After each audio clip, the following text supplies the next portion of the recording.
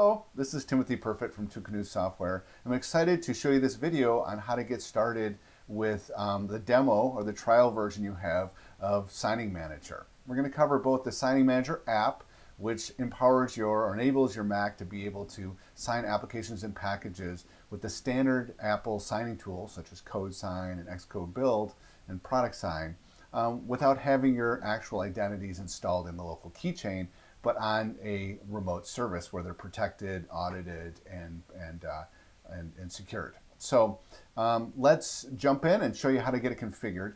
The first thing, you should have received an email that has access credentials to get access to our signing service, as well as a download link to download Signing Manager app on Mac OS.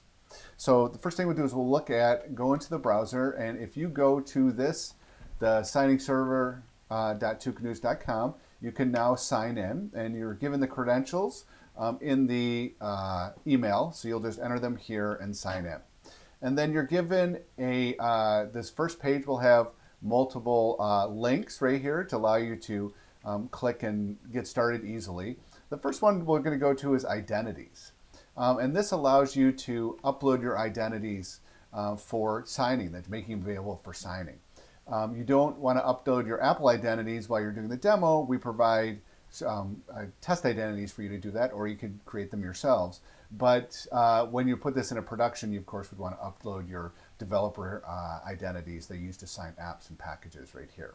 To show you how this works, I'll click on Import Identities, and I'll actually select from my desktop a P12 file that you could export from the keychain, and I'll put in my password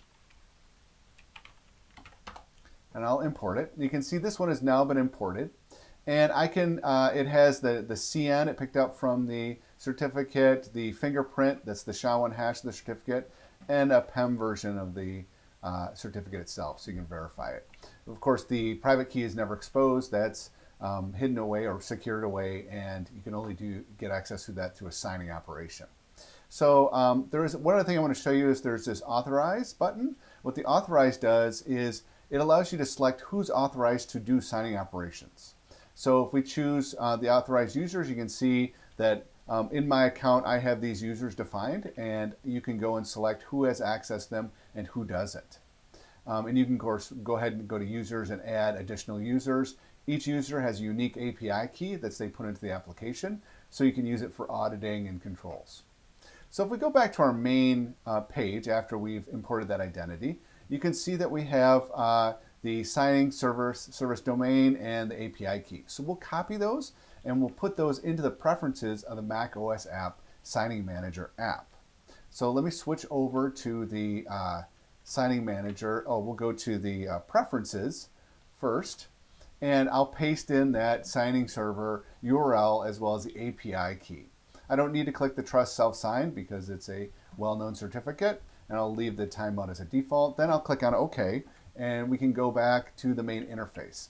So you can see here that there's two certificates, but I added in a third one. So I'll go ahead and in Signing Manager, click on Refresh, and you can see that third one populated into the interface. But there's also another problem. They're all red, which means these certificates are not trusted because they were not issued from a well-known authority. They was our own certificate authority that we did for test certificates. So one of the things that you were given is the root certificate that we have to trust in Keychain.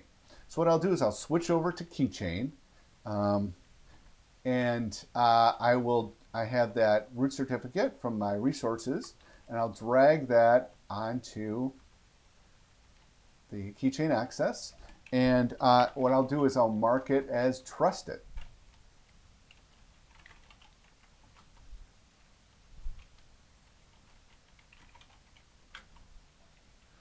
Okay, I'll mark this one as trusted in my root keychain, and that way it will trust all of the certificates that were issued by that certificate authority. All right, so you can now see it as the plus mark, and it's been trusted. So I will switch back to the Signing Manager and refresh. And once it refreshes, these should all turn black because they're trusted. So now these 3 certificates are trusted by the system. And now I want to do a signing operation. So what I'll do is I will choose one of these certificate, whichever one I want to do, and click on Copy Code Sign Command. And once I copied it, it's now in my clipboard, and I can go into Terminal, and now let me clear the screen, and I will paste that in, and you can see that the code sign command has a couple different options. First, it has code sign -F, which means force. If the application has already been signed, it'll sign it again. S is the signing operation, and then you feed it the SHA-1 hash of the certificate, and that was automatically populated for you. And then you put in the app you want to sign. And I put one in temp called it's called testapp.app.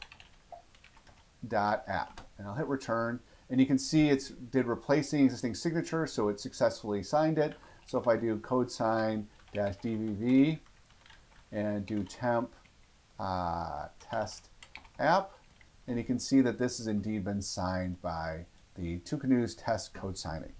So the next thing I want to do is let's switch over to the, go back to the main signing manager, and this time I will select the package signing. So I will go up to this copy package signing command, and now when I switch back to the terminal, I can now paste in that command.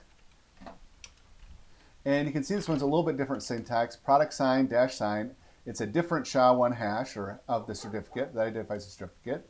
And we give it the source and the destination. So my source is temp test package.app, or PKG, sorry. And I'll put it out to signed test package.pkg.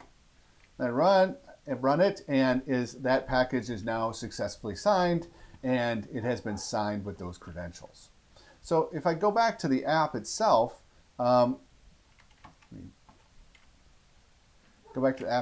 you'll see that there's a couple other options as well. There's refresh that allows me to any changes on the server. I showed that. Show log is a great way to troubleshoot if you want to look and see if there's what the traffic looks like, or what the commands or the logging information to the server. Then there's copy CN, which just copies this to the pasteboard. Copy the fingerprint so you don't have to type this in, as well as the code sign command and the product sign command. And you can also double click on these and show the certificate. You can also right click on it as well to get those operations. So that's a brief overview and a walkthrough on how to get signing service, the signing manager service and the signing manager app up and running. So thanks very much for watching. And if you have any questions, make sure to respond to the email that you were sent during the trial. You can also set up a meeting with us to talk more about any solutions that you want to solve with this, or send us an email at support@twocanoes.com. We'll be sure to get back to you. So thanks very much for watching, and have a great day.